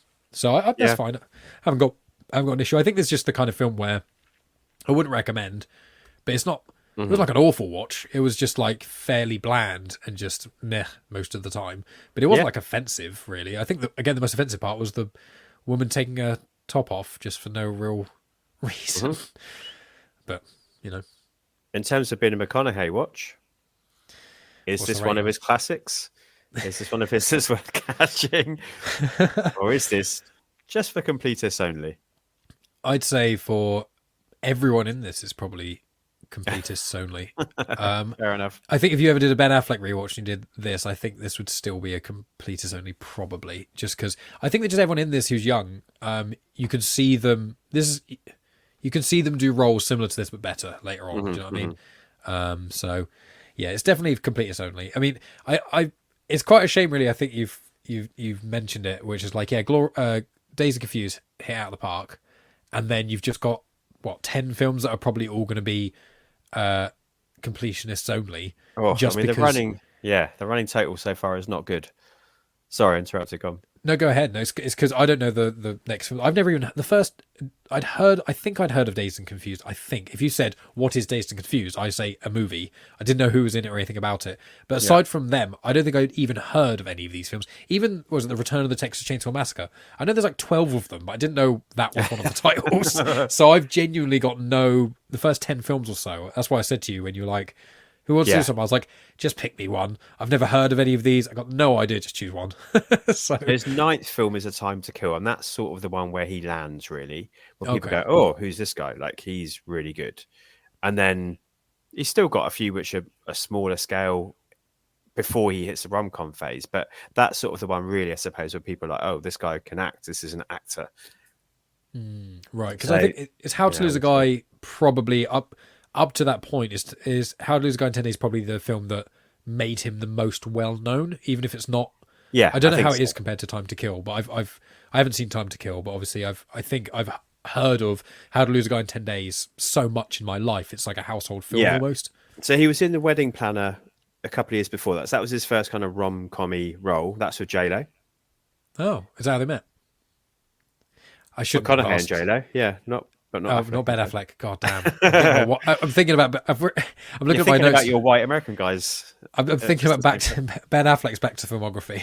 But then, a couple of years later is How to Lose a Guy, and that's the one which really is like, he's now the new rom-com guy. He's the American Hugh Grant. He's the guy we want in all our kind of the American version of those kind of rom-commy movies. Do you think that's why you've seen more Statham films? Because Statham's British, and it's more likely we'd see his kind of films. I know he's done like Fast and Furious and things like that, but I think it's just he's in more films that I'm inclined to watch, which is action movies, if I'm honest. yeah, I suppose especially with the first nearly 10 films of McConaughey's being not great films and also films he's barely in. Yeah. And then rom-com phases, which, you know, not to stereotype, but most guys I know generally are like, yeah, I like some rom-coms. I don't necessarily seek them out, but when I get shown them, I like them. But I'm not like, oh, let's go to the movies and watch some rom-coms. It's more like, yeah, I'll watch one. Yeah. And I feel like with McConaughey, I think that's probably why a lot of people didn't clock onto him, because he wasn't in the... But then you go, yeah, he's in Interstellar, he's in True Detective, he's in these things. You go, oh, he's phenomenal. And he's so charming. I feel like I could fall in love with him watching these rom-coms as well. And that's the era where he sort of goes like, now acting's for me. Like, I've made a lot of money from this, but I'm really not happy. I'm only doing what I want to do. And he writes about it really eloquently in his autobiography, which obviously I'll get to. The state of like, Just not today. There's a line in the sand, and I'm not going over that line anymore. I'm only making films that I want to make. I guess once you get rich enough as well, and you can afford to do that. Well, that's what Daniel Radcliffe and Elijah Wood have pretty much done. They own, you know, two of the biggest franchises of all time. They're going to make money off that till they die, if only just for likeness, let alone royalties and stuff. But like, they do that, and then they're like, yeah, I just want to be in loads of really weird, random indie films. And you're like, you know what? Fair play, do it. Yeah, Love absolutely. it. So 6 movies in, and we've had 4 completists only. And you can only get better, right? To go. From what we've just discussed, I don't think so. Not for a little while. But the good thing is, I will say that at least with McConaughey, once you get into the groove, you've got some absolute bangers. And one of them is going to be with me. Unless you hate Interstellar, like you do Forrest Gump, and then it's going to be a very upsetting conversation. But I won't ask you for your review. No, absolutely, I'll keep that quiet. Yeah, keep that quiet. But I've got it here, just so you know. Like Steelbook as well. Look at that. Lovely. That's how much I like the film. I think I think, you know, there's a reason I started with the Stath, because my love for him will stay forever. But I think the highs of McConaughey will be higher than anything the Stath ever reached. Well, and the Stath plays the Stath illusion. A Stath illusion was kind of like, there's 3 Staths, isn't there? There's the kind of jokey Stath, which is my personal favorite from Spy, and kind of the Meg, kind of taking the mick out himself. The really serious, angry Stath, and then serious, sad Stath, and that's pretty much his range. And whereas McConaughey is like, you can literally do anything, and you literally watch like Interstellar, Wolf of Wall Street, Dallas Buyers Club, and True Detective, and you're like, most actors couldn't do one of these roles. And like the fact that he's in Wolf of Wall Street for like 5 minutes, and he won an Oscar, didn't he? Was he nominated? No, he has won an Oscar. So he won it for that bit, and that's everyone was saying that DiCaprio was robbed, that McConaughey managed to win it in a film that's 3 hours long. He was in it for about 15 minutes. Because it's one of the bits of trivia for this movie, isn't it? Like, he's won one, Sam Rockwell's won one, Ben Affleck's won one. Brendan Fraser recently won one, obviously, didn't he? For The Whale. Maybe he has like 5. So like, 5 Oscar winners in this film that you can't even. You can only watch on YouTube. But I'm really stoked. I'm really excited to be on this. Like the Statham one, I was interested by, because I've known the Statham and I've seen quite a few of his things, but a lot of his films were not quite one note, but you know, once you get in the fast phase, that's quite a lot of what he does. But they were really like the soundtrack to this movie. It was all no effects. Oh, very good. Very good. Very proud of that one. No one can see the video, but the little smirk that Jack's got on his face. Little smirk. Love it. Very brilliant, mate. Thank you so much. No worries at all. Is it my time to plug, say the jazz I've been up to? Do it. Please do. I assume this will be out as a recording probably a month or so? I'm a little bit ahead of time, so this will be out end of November, actually. Yeah, so you're right, about a month, yeah. Fantastic. Sorry, again, I might have to cut this out.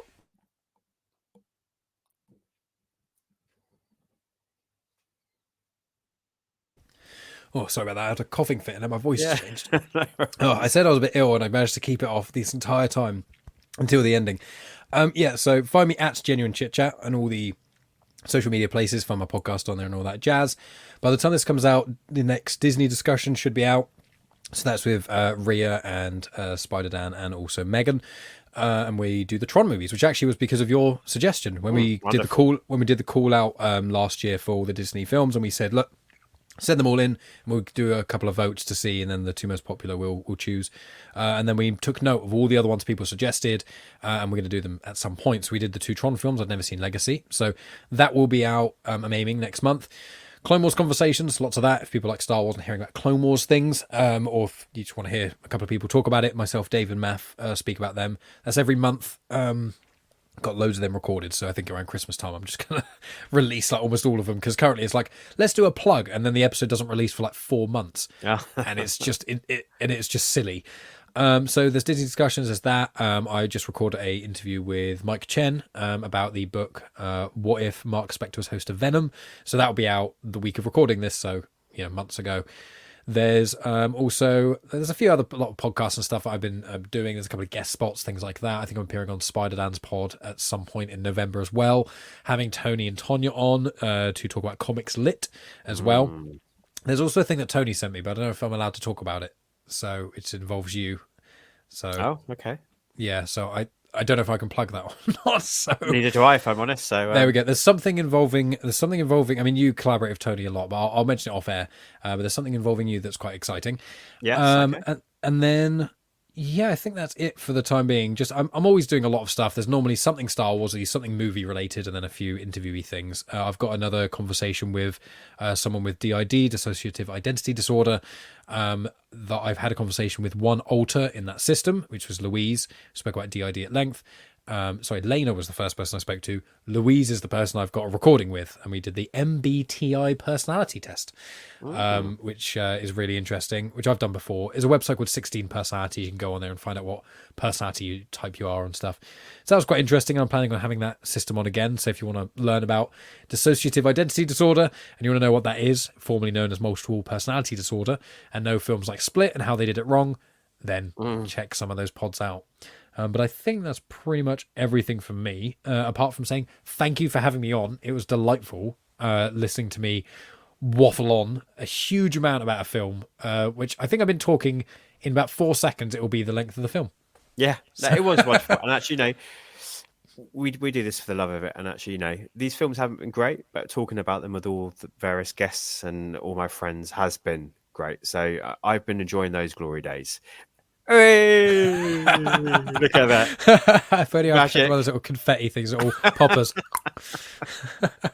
No, it's great. I appreciate you, Mike. Thank you so much. That's my genuine pleasure. And thank you, everyone, for listening and partaking in this journey with me through the reconnaissance. That was Glory Daze. Next up in a fortnight, I'm joined by Max Burton to discuss Eminem's appearance as El Rojo in Brian Cox. No, not either of those Brian Coxes. Scorpion Spring for those that are watching along. Until next time, be excellent to each other and make sure you take the time to treat yourself too. I am Jack signing off. Yippee-ki-yay, movie lovers.